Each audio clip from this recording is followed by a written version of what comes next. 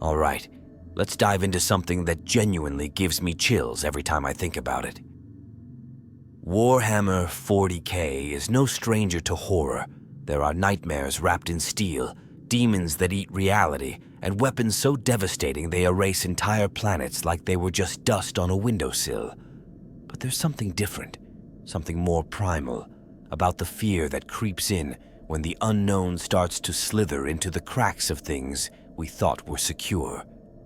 And that's exactly what today's story is about. Not a confirmed threat, not a major invasion, but a whisper, a shadow, an idea so disturbing that it's begun to spread like a fungal root system, quiet, slow, and suffocating.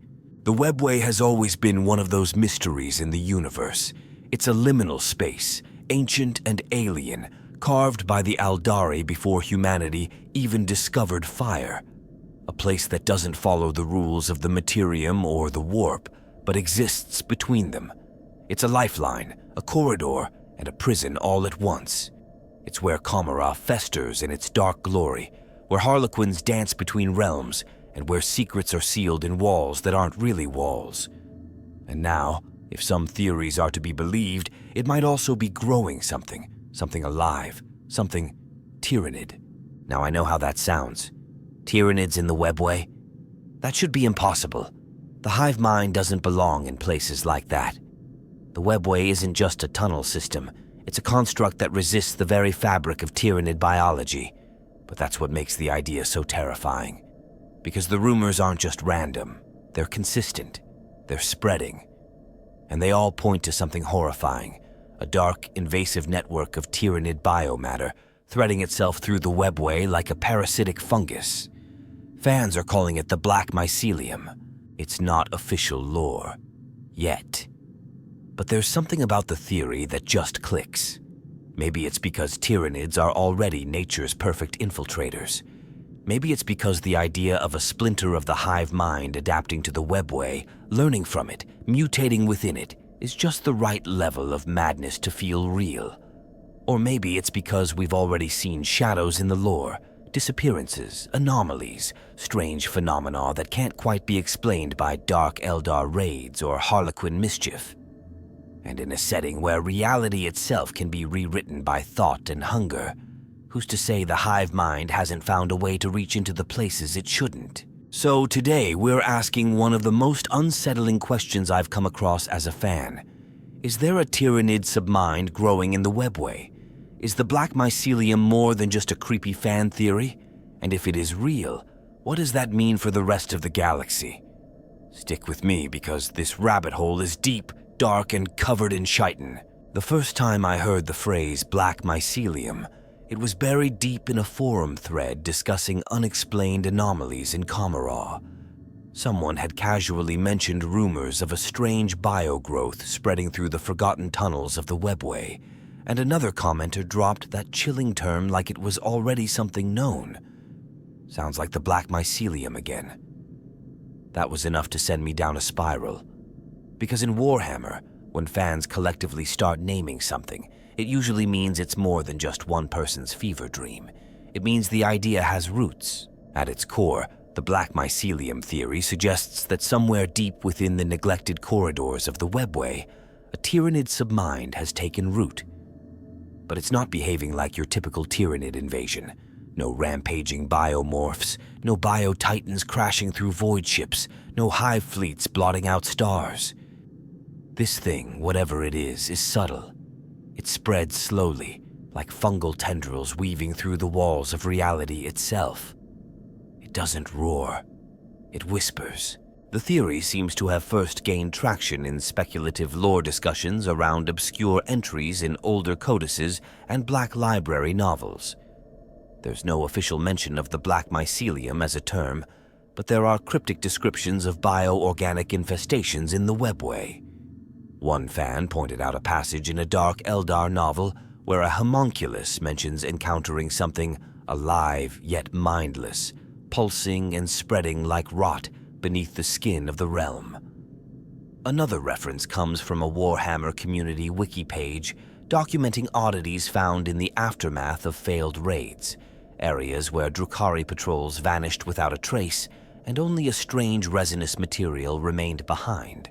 What's particularly eerie is how this concept fills in the blanks of several unconnected threads across the setting. We know the Webway has been damaged, fractured in some regions, open to intrusion. We also know the Tyranids adapt like no other species. If even the smallest spore or creature managed to slip into that environment and survive, could it have begun to mutate in isolation? That's where the idea of the black mycelium starts to feel less like tinfoil hat speculation and more like a ticking biological time bomb. There's also this underlying sense that the name wasn't chosen randomly.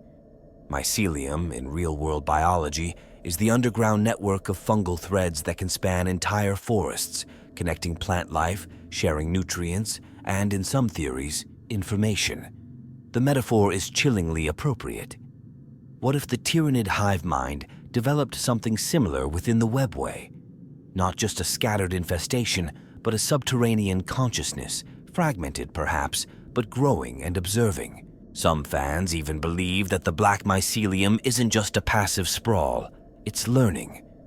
There are accounts, again, all unofficial, all steeped in forum lore, about behavioral shifts in minor Tyranid organisms during border skirmishes near known Webway junctions, broods acting without synaptic direction, life forms showing signs of strange bioluminescent patterns never before catalogued. It's all circumstantial, sure, but when you put it all together, it paints a picture of something lurking just beneath the surface, something that's watching, thinking, evolving. What makes the black mycelium theory stand out is its parasitic nature. Unlike full-scale invasions, this idea doesn't rely on brute force. It's about infiltration, subtlety, and patience, the exact qualities that make it terrifying. Because if it is real, it's already far too late to stop it. And that sense of quiet inevitability, that creeping dread, is what's made so many fans latch onto it. It doesn't scream like most threats in 40K. It waits. And waiting things in Warhammer are often the deadliest. Some interpret the black mycelium as a form of Tyranid deep sleep, a neural bud planted by the hive mind in preparation for a future awakening. Others argue that it's not part of the hive mind at all, perhaps a failed experiment, or a rogue shard that's evolved beyond even the Tyranid's control. One theory even suggests it's a relic of a much older species, perhaps repurposed by the hive mind after contact. That one's a bit out there, but in this setting, stranger things have happened. In any case, the community's obsession with this theory speaks volumes.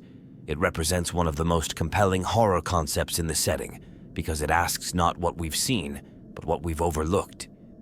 What might already be crawling through the bones of ancient Eldari architecture? What might be growing behind the walls of Commorragh while its rulers are too drunk on pain and cruelty to notice? And isn't that the essence of Warhammer horror? The idea that the worst things aren't the ones marching at your gates, they're the ones already inside. If you've ever tried to wrap your head around the Webway, you know it's not just some glorified shortcut through the galaxy. It's older than anything humanity ever touched. It's a labyrinthine realm of corridors, vaults, and void-locked bridges that don't obey the rules of space as we know them. But here's the thing people often forget. The Webway is broken. And that breakage may be the very reason something like the black mycelium could even exist. Originally, the Webway was the crown jewel of the Old Ones, or the Eldari, depending on who you ask. A closed, self-contained dimension that allowed its users to travel across impossible distances without touching the warp. No demons, no Geller fields, no risk of corruption. It was stable, elegant, practically alive in how it interacted with those who understood its flow. But then came the fall, the psychic scream that tore apart Eldari civilization and cracked open holes even in the walls between realities. And the Webway has never fully recovered. There are regions of the Webway now that are completely unstable, dead ends, collapsed junctions, zones twisted by warp spillover or pure entropy. Some routes are so unstable they shift like tides. Others pulse with strange energies that even the Harlequins refuse to explain. Whole vaults have been lost, entire corridors sealed for millennia out of fear of what might have taken root in them. And still, despite this, factions like the Drukhari and Craft Worlds depend on it. It's a lifeline, but it's fraying. That fragility is important, because if the Webway were still pristine, airtight, immune to breach, then the idea of a Tyranid presence within it would be laughable. But it isn't pristine, it's rotting. And in those cracks, in the forgotten side tunnels and bleeding junctions, there may very well be space for something alien to crawl in and make a home. Architecturally, the Webway is more than just tunnels. It's a mix of solid matter and energy, forged from materials we don't fully understand.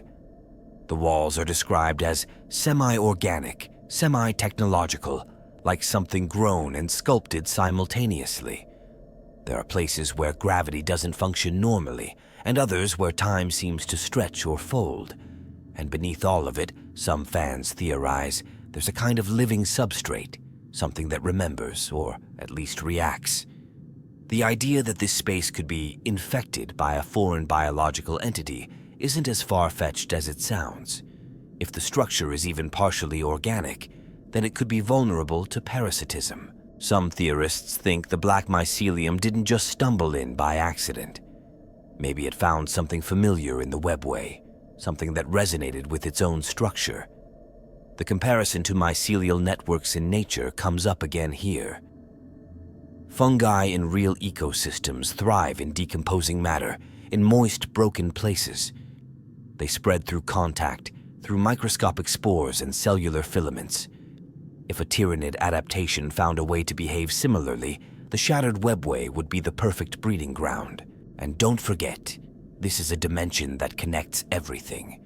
Commorragh alone has countless links branching off in every direction, and those links don't just connect the Dark City to other Eldari realms. Over the millennia, tunnels have been carved or opened into the Mycelium, sometimes unintentionally. There have been breaches, leaks, unauthorized entries. That means exposure, and exposure for the Tyranids is an invitation. Some fans go as far as to suggest that the Mycelium didn't even start in the Webway. What if it began in real space, on a derelict craft world maybe, or an outpost that had a portal connection, and it crept inside like a fungus finding a crack in the wall? From there, it could spread unseen. It wouldn't need to conquer, just to grow. No synapse creatures.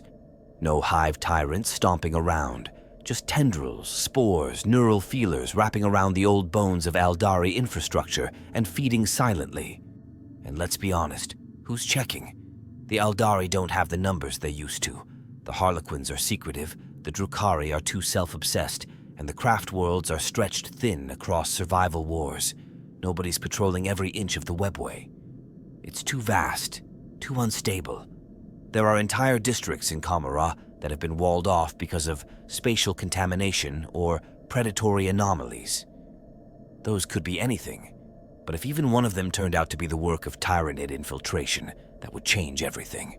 What really unnerves me is how plausible this all feels the more you think about the state of the Webway today. It's damaged, it's decaying, and it's filled with blind spots. For something like the black mycelium to exist, all it would need is time, quiet, and darkness. And the Webway has all three in abundance. One of the reasons the black mycelium theory refuses to die, why it keeps showing up in discussions and creeping into fan works, is because it doesn't contradict how Tyranids behave. In fact, it fits them frighteningly well. If there's one thing every 40k fan learns fast, it's that Tyranids don't follow a single pattern. They're not like orcs who just get louder and meaner, or Necrons who play the long game from their tombs. Tyranids are fluid. They shift, adapt, and twist themselves into whatever form will allow them to consume what lies ahead.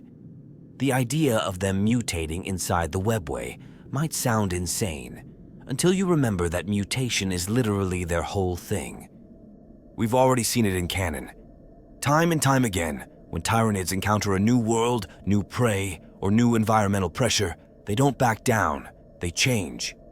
That's how we get all these bizarre subspecies, lictors that blend into jungle canopies, aquatic bioforms that hunt through planetary oceans, and even hive fleets that evolve entirely different approaches to warfare based on their experiences. Hive Fleet Gorgon is a textbook example. It mutated at unprecedented speed during its campaigns, developing specialized organisms mid-conflict to counteract enemy weapons and tactics. They don't just adapt between wars, they do it in real time. That kind of rapid evolution isn't just impressive, it's terrifying. It implies that Tyranids aren't locked into any one form of being. Their biology is a suggestion, not a rule. And if anything, managed to slip into the Webway, a spore, a feeder organism, even a fragment of synaptic tissue, it would begin the process of transformation almost instantly. Because the Webway is nothing like the physical worlds they usually invade. It's enclosed, dimensionally unstable, shielded from the warp, and alien in its very texture.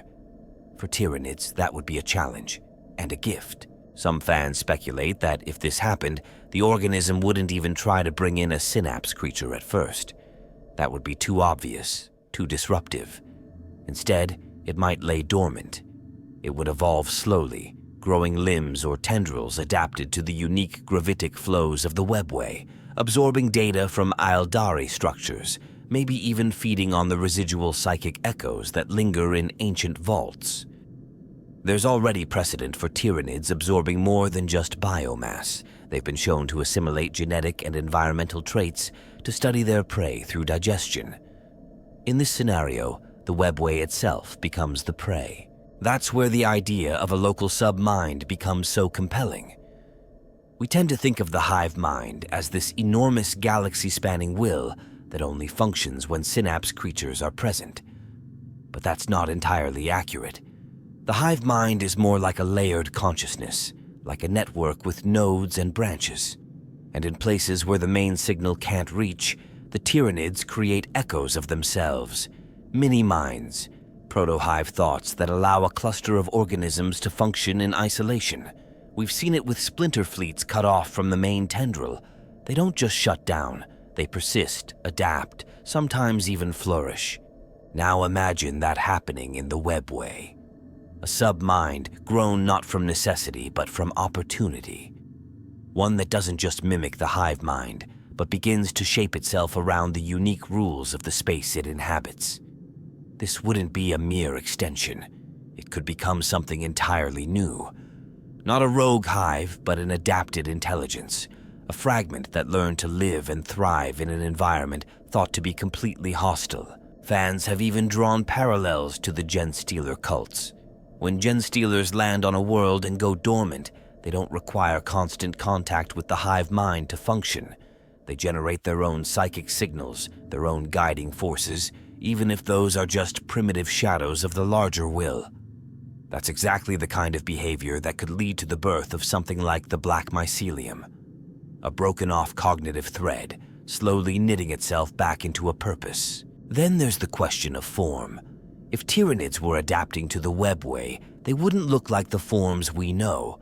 No towering carnifexes or winged hive tyrants. They'd be smaller, quieter, designed for stealth and infiltration. Maybe they'd lose limbs. Maybe they'd become semi-liquid. Maybe they'd stop resembling organisms entirely and start looking like the tunnels themselves. There's something especially unnerving about the thought that you could be walking through a passageway that's not a structure, but a creature, a living, watching intelligence, pretending to be part of the environment. That kind of camouflage isn't far-fetched. We already have the Malanthrope, which mimics corpses and battlefield detritus to avoid detection. We've got the Trigon tunneling units, which terraform ground and change terrain just by existing. So why not Webway-born lifeforms that evolve to mimic the walls, the nodes, the very weave of the space they occupy? It makes you wonder how long they could have been there. Not weeks, not years, but centuries, growing in silence, adapting in secret. Each new mutation getting closer to full cognitive independence. Each neural branch learning a little more about the corridors, the psychic pressures, the traffic patterns of Harlequin troops and Drukhari raiding parties. And in all this, there's one more terrifying thought. What if the hive mind knows about this fragment and chooses not to reconnect it? What if the black mycelium is a kind of long-term probe, a viral thought sent into the cracks of the universe to gather data until it's ready to bloom? A Tyranid seedling in the most unholy of soils. When you look at it that way, the black mycelium doesn't sound like an accident. It sounds like a plan. One of the most misunderstood aspects of Tyranids, especially among casual fans, is how their consciousness actually works. Everyone throws around the term hive mind like it's some kind of giant brain floating in space. But that's not quite right. The hive mind isn't a central nervous system. It's more like a gestalt psychic presence, a collective intelligence formed by the combined psychic energy of every Tyranid organism. It's the sum of a billion instincts, strategies, and hunger drives, all fused into something that isn't truly alive in the way we understand it, but definitely not dead either. It's thought without individuality, will without ego, a perfect focused desire to consume and evolve. But here's where it gets weird, and why the idea of the black mycelium gets so compelling the deeper you dig into Tyranid lore. The hive mind isn't monolithic. It's scalable. It exists on a spectrum. When a hive fleet is in full synaptic unity, the presence of the hive mind is overwhelming. You can feel it psychically across whole systems. But when a fleet gets fragmented, when synapse creatures die, or when a splinter of the swarm is cut off, it doesn't go dark. It doesn't stop thinking. It adapts. Smaller minds emerge, primitive echoes of the greater will, localized control centers, what some fans have started to call subminds. These subminds aren't just fallback programs. They're fully functional, localized intelligences capable of managing entire brood clusters without direct input from the core hive. They don't have the full range of strategic thinking or psychic pressure the main hive mind does, but they're clever, resourceful, and more importantly, self-aware in a terrifyingly utilitarian way. They're not leaders. They're not individuals. They're function-specific neural masses designed to keep things running until reintegration is possible, or until they mutate into something else. Now imagine what happens when one of those subminds is isolated, not for days or weeks, but for centuries. Cut off in a place where the hive mind can't reach, surrounded by alien geometry and saturated with the ancient psychic residue of Eldari technology. Over time, that isolated submind might begin to shift, not because it chooses to, but because evolution is its only function. Its directive is survival and learning. And if the rules of the Webway are different, then the submind will change to match them. Its thoughts might become slower, deeper. It might abandon the fast-paced aggression of surface swarms and begin to operate more like a fungus, creeping and watching. Still Tyranid, but now something else as well. There's an analogy I've seen in some fan circles that really stuck with me. They compare the hive mind to an ocean and the subminds to isolated tide pools. When the tide is in, everything is connected. But when the tide goes out, those pools don't dry up immediately. They continue to function, independent for a while. And sometimes something new evolves in those pools, something that wouldn't survive in the open sea. Something strange. That's the black mycelium in a nutshell. A psychic tide pool left behind in the currents of the hive mind. There's even a precedent in the way the Tyranids employ relay creatures. Zoanthropes, neurothropes, even certain types of Norn-caste organisms can serve as psychic amplifiers, extending the will of the hive into hostile zones.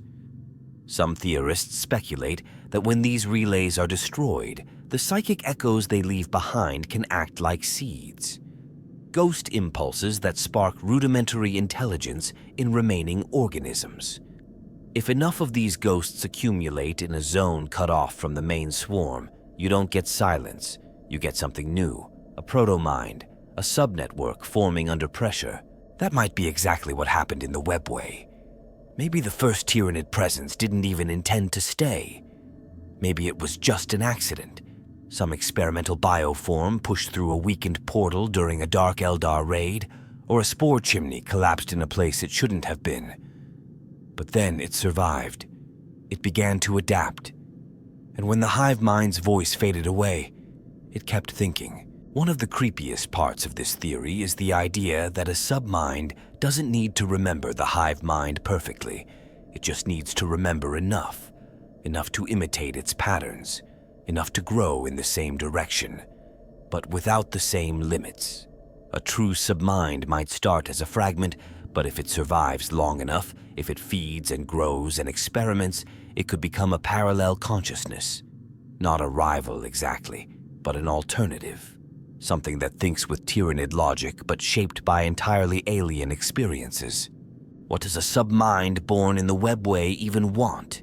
Is it still interested in biomass? Or does it evolve new priorities, like absorbing psychic knowledge, adapting to dimensional physics, or even studying the Eldar directly? Maybe it's trying to learn how to manipulate Webway gates. Maybe it's experimenting with psychic mimicry, creating lures for harlequins, or tapping into the residual memories of the tunnels themselves. And here's where it gets really crazy. What if the hive mind knows about the black mycelium, but leaves it untouched on purpose? Maybe it's a long-game strategy, an experiment in divergent evolution. A sort of Tyranid think tank operating beyond the main swarm's control. Or maybe the hive mind lost control of it long ago and is now keeping its distance. That possibility has some fans speculating about a future showdown. Hive mind versus its own renegade submind, each trying to reshape the galaxy in its image. That's the thing with Tyranids. They don't have culture, they don't have language, but they do have memory and purpose and method. And if that method ever splinters, if it ever creates something that starts thinking independently while still being fundamentally Tyranid, then we're not just looking at a splinter fleet anymore. We're looking at a new apex predator. One that doesn't need the stars. One that only needs the dark. If there's one place in the galaxy that already feels like it's halfway devoured by madness, it's Commorragh. You don't even need a Tyranid presence to feel like something is fundamentally wrong there. The city is a broken jewel of cruelty, stitched together from the ruins of pride and addiction. But even in a place where pain is currency and treachery is an art form, there are whispers of things that go beyond the expected. And lately, more and more of those whispers are starting to circle back to the same unsettling possibility. Something alien, something growing, something wrong under the skin of the Webway. Something that might not be of Eldari origin at all. There have always been strange disappearances in Commorragh, sure. It's a city of shadows, after all. Gangs rise and fall in a night. Homunculi conduct experiments that erase entire bloodlines from the DNA records.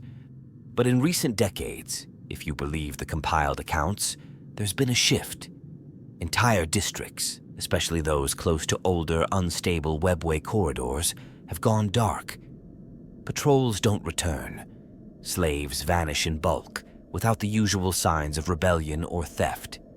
Even cabals have been quietly abandoning certain areas, sealing them off with warning glyphs older than memory, refusing to speak of what was found there. Then there are the structures. That's what first got my attention. Reports, half denied, buried in comment threads and old forums, of organic formations where there shouldn't be any. Walls that pulse, black-veined growths appearing overnight, resembling nothing in Drukhari design. Chitin-like textures spreading over stone. One post even described a spore chimney embedded into a shrine vault, something that looked like a ventilation system at first glance, until it began to breathe. That's the word they used, breathe. Others mentioned trails of resin-like material, sticky and semi-translucent, leading into cracks in the infrastructure. In at least one case, a group of Hellions chasing a rogue beast reportedly followed it into an older Webway artery and were never seen again. Days later, their bikes were recovered, melted, stripped of organic residue, covered in a fibrous secretion that resisted disintegration even under the attention of a homunculus. That's not Eldari tech. That's not something you ignore. And then come the mutations. There's a growing list of reports, often dismissed as chemical side effects or genetic tampering, of parasitic growths appearing on slaves, gladiators, even some low-caste Drukhari themselves. Symmetrical nodules, black fungal patches, spines that weren't part of any enhancement record. And while mutation isn't uncommon in Commorragh, what's suspicious is the pattern. The growths tend to form along the spine or skull. Victims become lethargic, mentally unstable, or even catatonic. The few that survive long enough to be studied often display heightened aggression toward light and begin compulsively scratching at walls or machinery as if looking for a way out, or maybe in. One particularly disturbing account came from a recovered data slate belonging to a raiding party that entered a collapsed tunnel system near the Spine District. According to the logs, they encountered what they initially thought was a rival ambush, but the shapes in the dark didn't match any known Drukhari tactics. They were silent. They moved in coordinated pulses, and when they attacked, they didn't use weapons. They used claws and jaws and acid. Only 2 survivors made it back. Both were quarantined. Neither is still alive. Fans have picked apart these accounts, lining them up like a murder wall in a detective show. And while a lot of it is circumstantial, there's a disturbing overlap with known Tyranid behavior. The spread of bioorganic matter, the alteration of host organisms, the silent takeover of territory without declaring war. That's how the Tyranids always start. They infiltrate not just through the sky, but through the ecosystem itself. And if a submind has been quietly extending its reach into the structural veins of Commorragh, this is exactly what it would look like. Of course, most of this is speculative. No official source has acknowledged any Tyranid presence within the Webway, let alone inside the Dark City. But that's the point, isn't it? Commorragh thrives on secrecy. The Homunculi would dissect a Necron overlord before admitting they couldn't explain something. If there was a threat growing under their feet, one they couldn't manipulate or enslave, they'd bury it. Or worse, try to exploit it. Some fans go further, theorizing that maybe the Homunculi have already tried to interact with this thing. Maybe they captured one of the adapted forms. Maybe they tried to dissect it, only to find their own minds unraveling under the weight of alien instincts. There's a chilling rumor floating around that one of the great flesh gardens went completely silent after acquiring a new specimen. No visitors, no exports, just silence. Others suggest that perhaps the black mycelium doesn't kill outright. Maybe it's been learning, watching. Infiltrating Drukhari minds slowly, whispering through their neural enhancements or mimicking their instincts to blend in. Imagine a Lamian who begins developing compulsions she can't explain, or an Archon who starts hearing suggestions during meditation that don't match any known narcotic effect. That's the kind of psychological corruption a Tyranid Submind would be capable of, subtle, patient, and irreversible. That's the fear that keeps creeping in. That by the time we know the black mycelium is real, it will have already rewritten whole chunks of Commorragh's foundation. That the walls will split open and bleed, and we'll realize the infection wasn't growing under the city. It was the city, and we didn't see it coming, because we were too busy laughing at the idea. You'd think that if anyone were going to raise the alarm about a Tyranid presence inside the Webway, it would be the Eldari. I mean, it's their domain, or at least it was. The Webway is stitched into the very bones of their culture, a leftover from an age when they could twist reality to their will. But that's part of the problem. Every faction of the Eldari views the Webway through a different lens, and because of that, their responses to the growing rumors of the black mycelium are anything but united. If anything, their fragmented and often paranoid nature might be helping this thing spread. Let's start with the Craftworlders, the Asuryani. Out of all the factions, they're probably the most cautious. Their entire survival is based on control, discipline, and foresight. They live their lives trying to avoid another fall, constantly walking their paths like tightropes over an abyss. And from what I've seen in lore hints and fan interpretations, they don't like talking about the deeper parts of the Webway. Some craft worlds outright forbid exploration of certain junctions. Others send seers or rangers, not warriors, into the tunnels, almost as if the threat isn't physical, but metaphysical. There are scattered accounts of Asuryani operations where no enemies were engaged, but returning squads were silent, shaken, or missing entirely. I've read a fan theory that Craftworld Ulthway, with its deep psychic ties and obsession with prophecy, may have glimpsed something about the Mycelium in their divinations. They haven't said anything directly. When do they ever? But there's been mention of sudden troop movements near ancient Webway gates, and an uptick in Farseer communions involving the phrase, roots beneath the pulse. It could be nothing. But it could also be the craft worlds realizing they're losing control of their oldest refuge. Then there's the Harlequins, and honestly, they scare me even more. Because if they're reacting, you know something serious is happening. The Laughing God's followers don't move unless the narrative of the universe itself shifts in some fundamental way.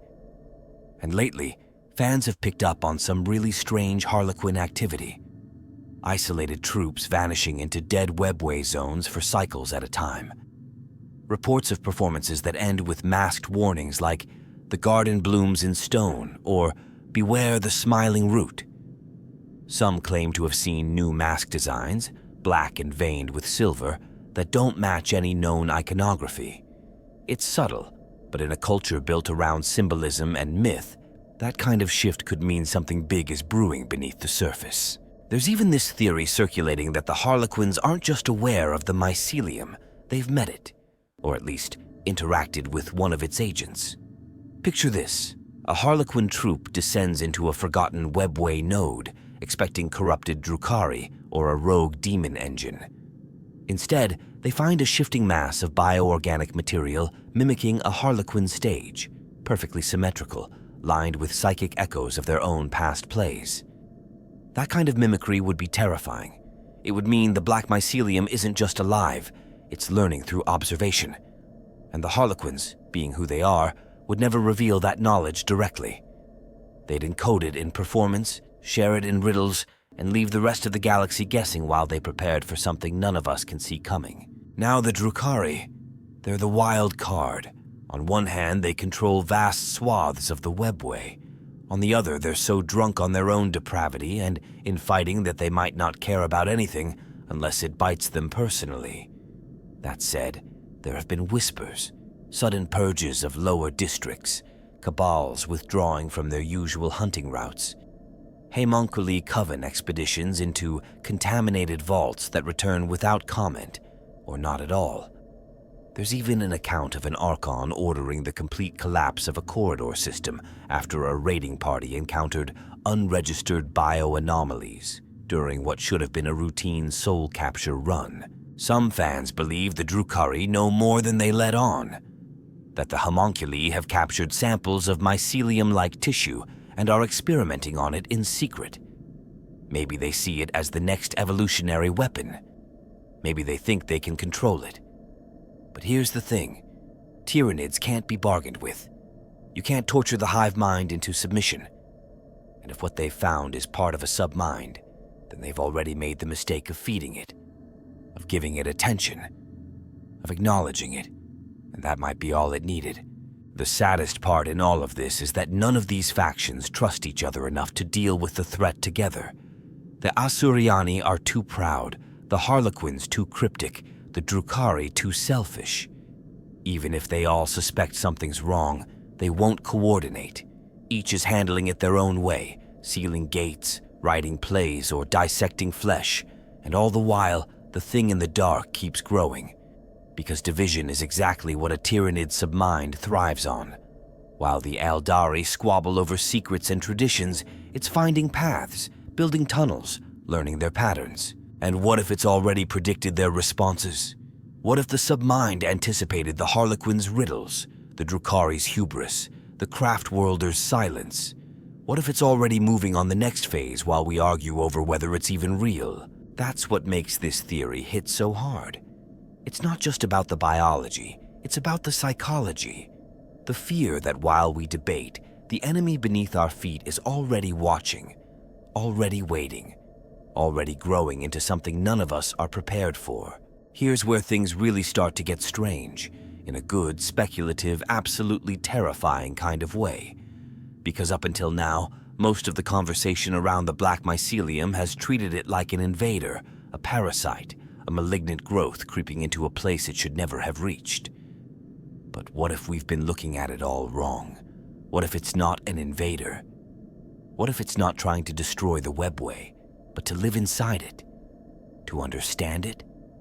Maybe even to become part of it? The theory of bioparasitism has been getting more attention lately, especially in the darker corners of fan spaces. The basic idea is simple but disturbing. The black mycelium isn't just feeding on the Webway, it's integrating with it. Instead of tearing through the walls like a Tyranid invasion would on a planetary surface, this submind is weaving itself into the existing structure, like a fungus that grows around the roots of a tree, not to kill it, but to draw nutrients and form a kind of living exchange. Parasitic, yes, but not immediately lethal, and maybe over time not even parasitic at all, maybe symbiotic. This is where it gets speculative, but that's what makes it so fun to dig into.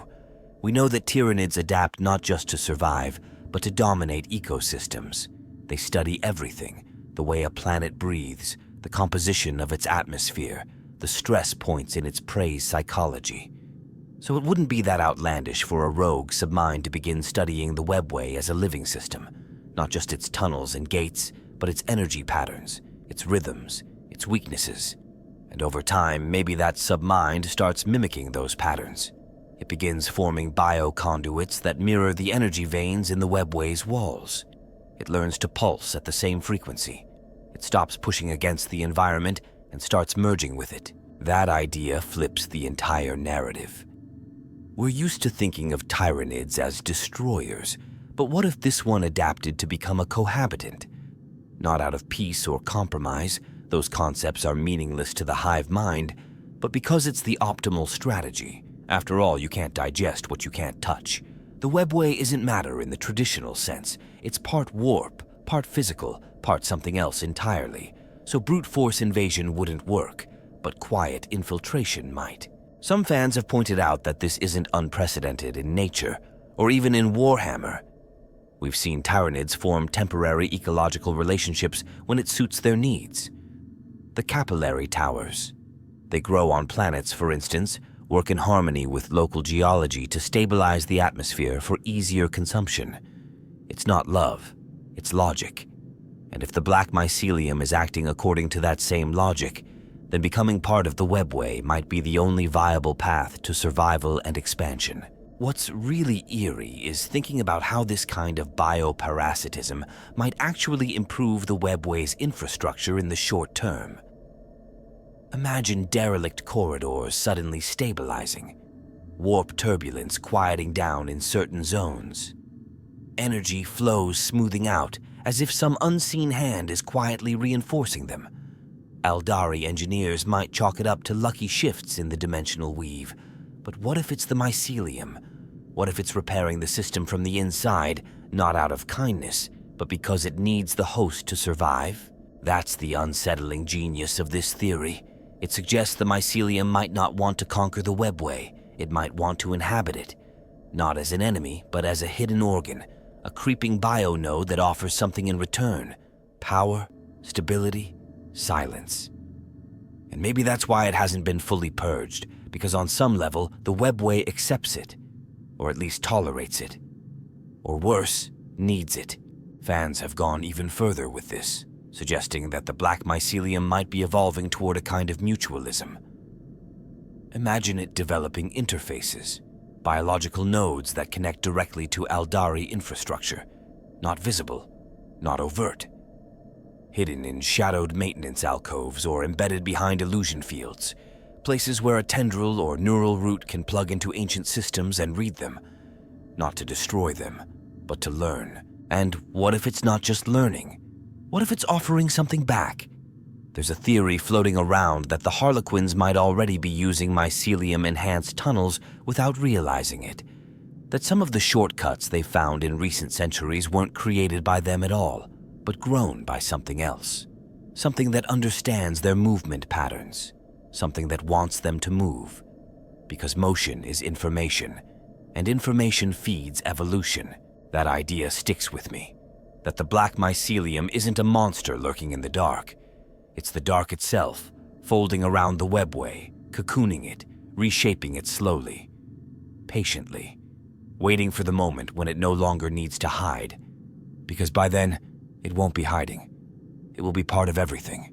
The scariest monsters aren't always the loudest. Sometimes they're the ones that don't fight you. They coexist. They adapt. And one day you look around and realize the thing you feared isn't invading your world. It is your world.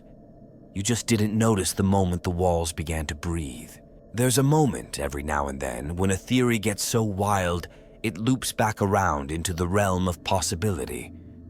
And with the black mycelium, that moment usually comes when someone raises the idea that it might not be Tyranid at all. That everything, the chitinous tissue, the creeping growths, the neural networks pulsing through the Webway, might have been something else before the hive mind ever touched it. That what we're looking at isn't a Tyranid aberration, but a relic. A relic from a time before even the Tyranids reached this galaxy. Maybe even before the fall. Maybe from the dark age of technology. Or older. It sounds insane at first, but then again, so does most of the galaxy. And when you start peeling back the layers of what's known about the Webway, the Eldar, and the ancient techno-mysticism of the galaxy's forgotten empires, this theory stops feeling like a stretch and starts feeling like a missing puzzle piece. Some fans believe the black mycelium could be the result of a failed or abandoned experiment. Not Tyranid at all, at least not originally. Maybe it was an Eldari attempt to create a self-healing system for the Webway. Something organic, something adaptive, a living maintenance network that would flow through the corridors, repairing fractures and absorbing anomalies. After all, we know the Eldar were capable of biotechnological miracles. Look at the Wraithbone constructs. Look at their soulstone matrices. This wouldn't even be their strangest invention. The theory goes that in the later days of their empire, maybe even during their decline, the Eldari tried to graft something living into the Webway. A biological nervous system. A proto-organism designed not to rule, but to support. To heal. To carry psychic information across impossible distances. Maybe it worked for a time. Maybe it didn't. Or maybe after the fall, when the psychic scream tore reality open and birthed Slaanesh, the thing they built was abandoned, forgotten, trapped in a sealed vault or buried under collapsed dimensions. And then, centuries later, millennia later, it was found. Not by explorers, not by harlequins, but by something hungrier. A spore, a single Tyranid organism drifting through a breach in the Webway's fractured edges. Maybe it made contact, maybe it merged. And in that moment, the dormant biological system, whatever its origin, was repurposed, claimed, digested into a form that was neither Eldari nor Tyranid, but something terrifyingly in between. It's not the first time the Tyranids have shown an ability to hijack or absorb alien technology. We've seen hints, bits of Xenos tech twisted into bioforms, and while most of that is speculation, there's always been an eerie flexibility to the hive mind. If a biological system is useful, it adapts. If a structure has a function, it's learned and restructured. So why wouldn't the hive mind take an ancient, sleeping repair network and twist it into a sub-mind? Some even push this theory further, linking it to the dark age of technology. Humanity's golden age was full of secrets. Biomechanical constructs, self-replicating terraforming agents, even semi-sentient data forests. What if the Mycelium is one of those? A long-lost Terran experiment intended to terraform psychic space or reinforce warp-stabilized corridors. Maybe it was jettisoned into the Webway as a failsafe. Maybe the Eldar found it first and sealed it away. Maybe it always had the potential to evolve, to become more. And maybe the Tyranids didn't create the black mycelium. Maybe they woke it. That's the unnerving twist. Because if this theory is true, then the black mycelium isn't a Tyranid offshoot or mutation. It's a hybrid.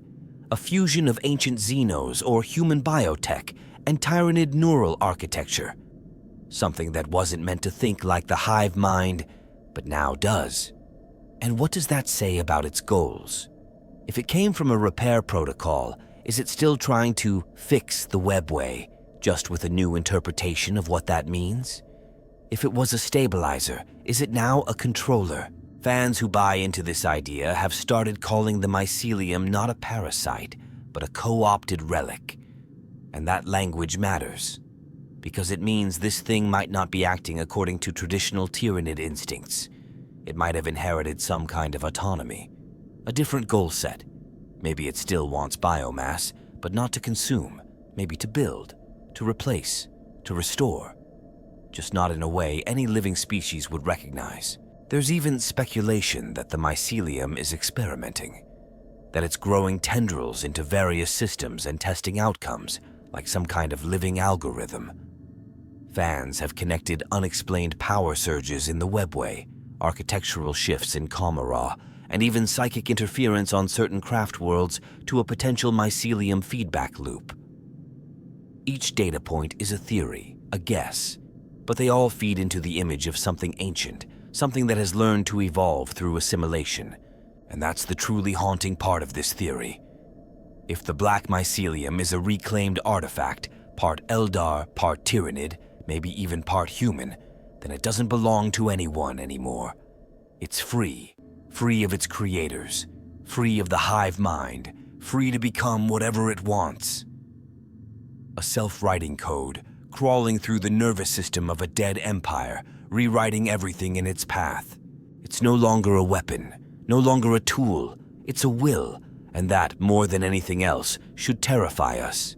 Because in a galaxy full of ancient horrors, the only thing worse than a predator is a mistake that learned how to think. There's always been something eerily methodical about Tyranid hive fleets.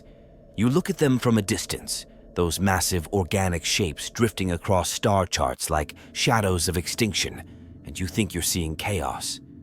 But then you start digging, watching the pattern, and suddenly it's like watching clockwork, only the clock is made of teeth and claws and it's trying to eat the concept of time itself.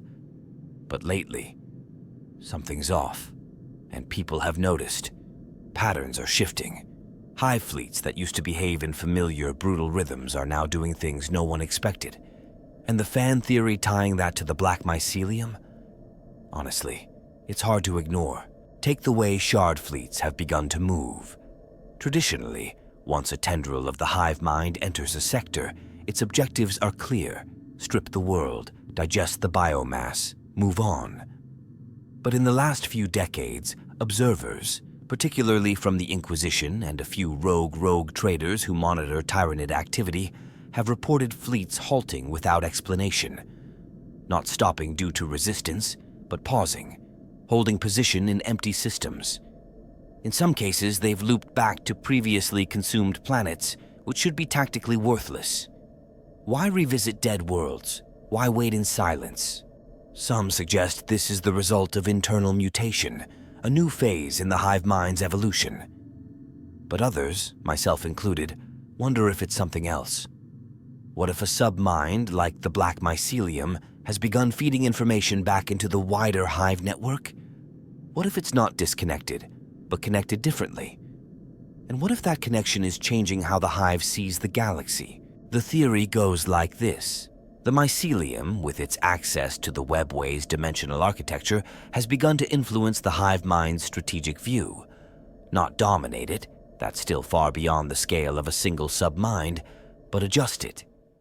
Imagine the hive mind suddenly understanding that space isn't just three-dimensional, that there are hidden corridors, invisible junctions, pressure points in reality itself, places where entire star systems can be bypassed through non-physical means.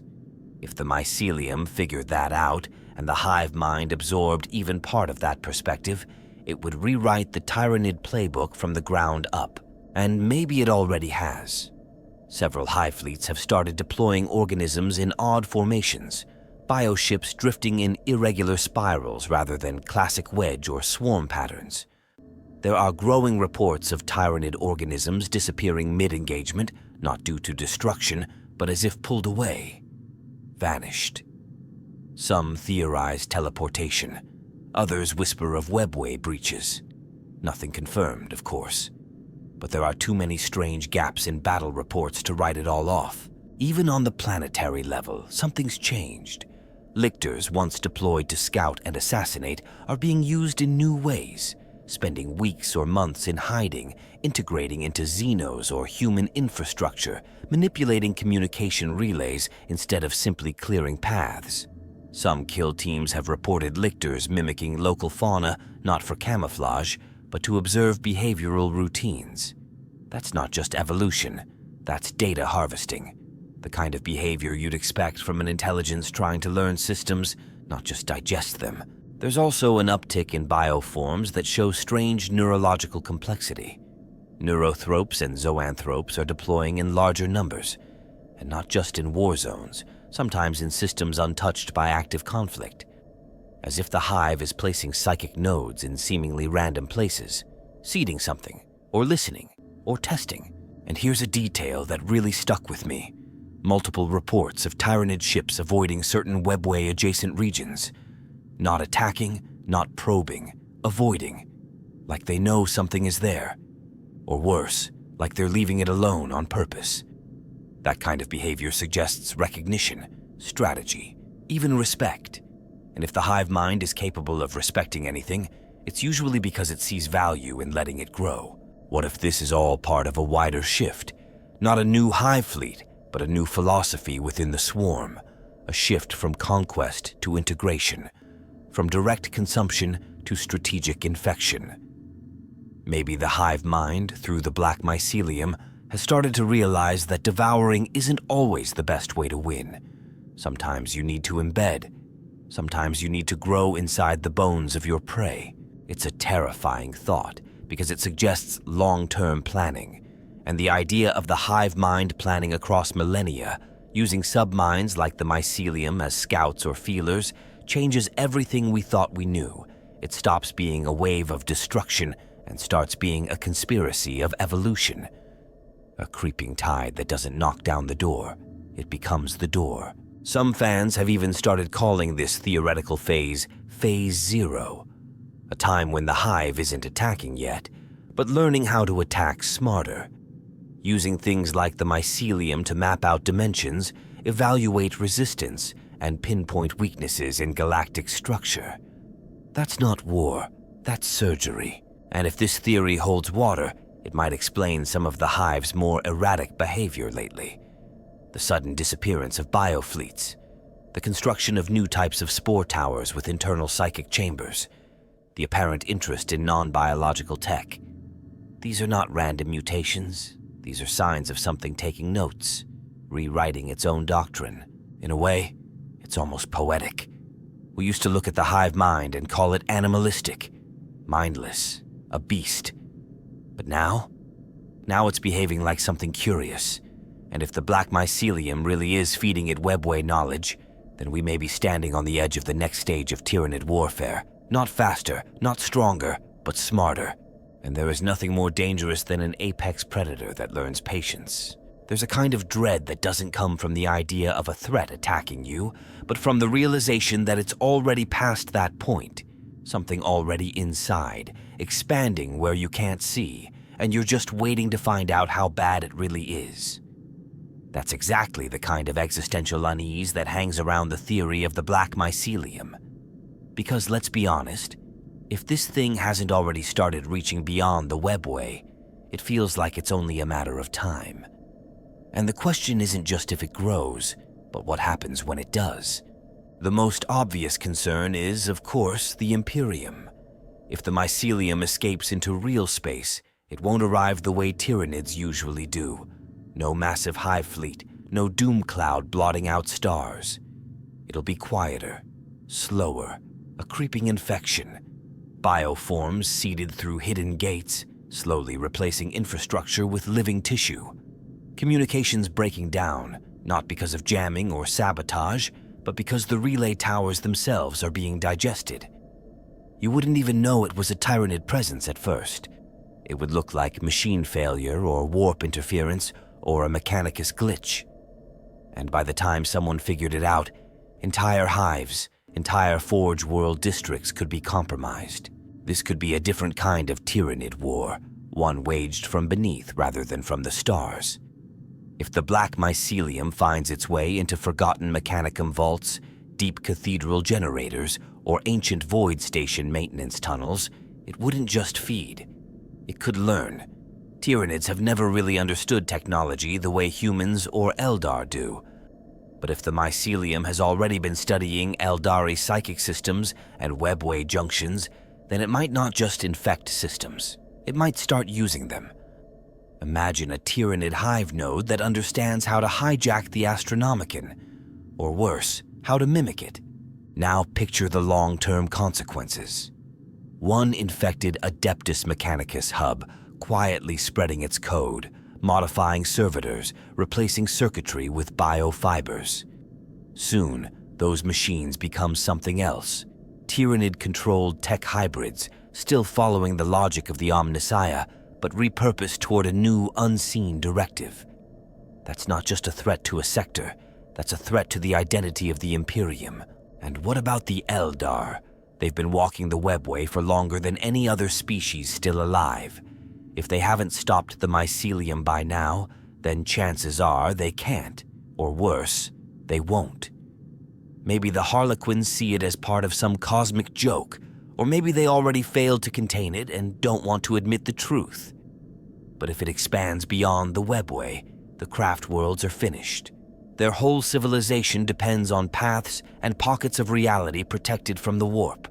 If those pockets become compromised, if the Mycelium finds its way into their spirit circuits, their soul repositories, their wraithbone constructs, then the Eldari will face a kind of extinction they never planned for. Not fire, not chaos, but consumption from within. The ghosts of their ancestors digested by something that doesn't even know what a memory is. Even the other Xenos races wouldn't be safe. The Tau might think their distance from the Webway saves them, but if the Mycelium learns to mimic Webway routing, it could appear anywhere. Fast, without warning. And the Tau, for all their tech, have no psychers, no defenses against something that might evolve into a psychic entity. They'd be overwhelmed before they even understood what was happening. As for the Orcs, well, they might enjoy the fight at first. But the longer the Mycelium lingers, the more it would learn their patterns, their DNA, their spore-spreading life cycle. It wouldn't just eat them, it could learn from them, which is possibly even worse. But here's the twist, and it's the one that keeps me up at night. The idea that the Mycelium's spread won't just affect others. It might change the Tyranids themselves. The hive mind, for all its power, is still a single entity, unified, instinctive, vast. But if a submind like the Mycelium gains enough data, evolves enough neural independence, and reestablishes contact with the hive, it could shift the entire swarm's behavior. The Tyranids we know, those endless waves of claws and fangs, they might go silent.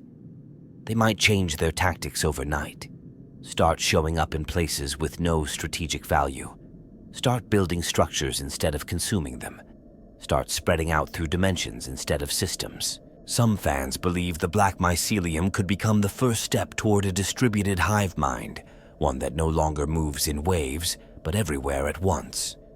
A thousand mouths model, subminds seeded across the galaxy, each growing in the shadows, whispering to the hive from different angles. Imagine a future where Tyranids no longer need to invade. They're already there, in the cracks, behind the doors, beneath the skin of reality. And worst of all, we might help it happen. The Imperium is always digging, always unlocking vaults, always meddling with things it doesn't understand. A Magos opens a sealed chamber in a derelict Webway interface. A rogue trader finds a black fungus growing on a derelict Eldar ship and takes it for study. A Harlequin, wounded and infected, returns to his mask before realizing the infection isn't physical, it's ideological. The Mycelium doesn't need a fleet, it just needs an opening. Because what we're dealing with, if this theory is even half right, isn't a biological threat in the traditional sense. It's a paradigm shift, a change in how the Tyranids think, move, and conquer, a deviation from war into infiltration, from swarm to seed. It might still hunger, it might still destroy, but it will do so quietly. No roar, no warning, just roots, reaching, twisting, binding, And by the time we realize it's no longer inside the Webway, it'll already be inside us. Sometimes the best part of Warhammer 40k lore isn't what's confirmed in the codices or etched into Black Library novels. It's what lurks between the lines. It's the mysteries, the half-whispers, the forgotten footnotes that the community takes and breathes life into. And for me, the Black Mycelium is one of the most compelling of those shadows, because it feels real. Not in the sense that it's been officially canonized, but in the way it ties together so many eerie inconsistencies, so many strange disappearances and quiet shifts in behavior across the galaxy. It's one of those theories where the absence of confirmation feels like its own kind of proof. I don't think it matters anymore whether the Black Mycelium started as a fan theory or an extrapolation of forgotten lore. What matters is how believable it's become. We've all seen how fragmented and decaying the Webway has become. We've seen the adaptability of Tyranids, the weird silences in Commorragh, the increasing irregularity in hive fleet behavior. We've felt the tremors in the way the galaxy operates. It doesn't feel like the storm is coming. It feels like it's already here, only we haven't noticed the clouds because they're growing under our feet instead of above our heads. What makes the theory so terrifying and so seductive is how slow it is. The Black Mycelium isn't a monster you can shoot or a fleet you can intercept. It's not even a singular threat. It's a process, a biological whisper that winds its way into broken places and becomes part of the system. It's not here to conquer in the way we're used to. It's here to inhabit. And the idea that something Tyranid-like could evolve into an entity that doesn't just eat, but thinks, adapts, and coexists with infrastructure, that hits a different nerve entirely. Because then you're not just fighting a monster, you're fighting a logic you don't understand. And yeah, some people think it's all nonsense, that we're chasing ghosts, reading too much into passing lines or fan wikis. But those same people probably scoffed at the idea of the Tyranids being more than just a swarm when they first appeared. They were supposed to be the Zerg, a galactic plague. But over time, the lore showed us a creature that learns, that mutates with elegance, that sees the galaxy as something to be processed on a neural level. Is it really that far-fetched to imagine that somewhere, in some forgotten corridor of the Webway, a splinter of that vast mind took root and started over? Personally, I don't know if the Black Mycelium is real in the strict sense, but I think it's true in the way all great Warhammer stories are true. It captures a fear that feels plausible, a fear of intelligence that doesn't speak, a mind that doesn't announce itself, but simply grows. The Black Mycelium isn't scary because it's violent. It's scary because it doesn't need violence to win. And maybe that's why it's become such a fixture in community conversations. It represents something deeper than just another Xenos threat. It's the idea that the most dangerous predator might not be the one at your door, but the one that already knows how your door works. The one that's rewired your locks. The one that's been watching you through the walls for centuries and is only now deciding that it's time to move forward. So if you've made it this far, thank you for listening. Whether you're a believer in the theory or a skeptic who loves a good mystery, I hope this journey through the Webway has made you think. That's what I love most about this hobby. Not just the battles or the models, but the questions, the what-ifs, the wild theories that spiral out of late-night forum threads and spark something bigger than the sum of their parts. Let me know what you think in the comments. Do you believe the Black Mycelium is real? Is it a Tyranid Submind, an ancient artifact, or something stranger still? Have you come across your own weird lore breadcrumbs that seem to point toward this thing being more than a myth? I'd love to hear your thoughts. And if you enjoyed this kind of deep dive speculative content, make sure to hit that subscribe button. I've got more videos in the works exploring some of the galaxy's most obscure horrors, unexplained phenomena, and fan-fueled theories that might just be closer to the truth than anyone wants to admit. Because in the grim darkness of the far future, sometimes the most terrifying things aren't in the codex. They're in the cracks we stopped looking at.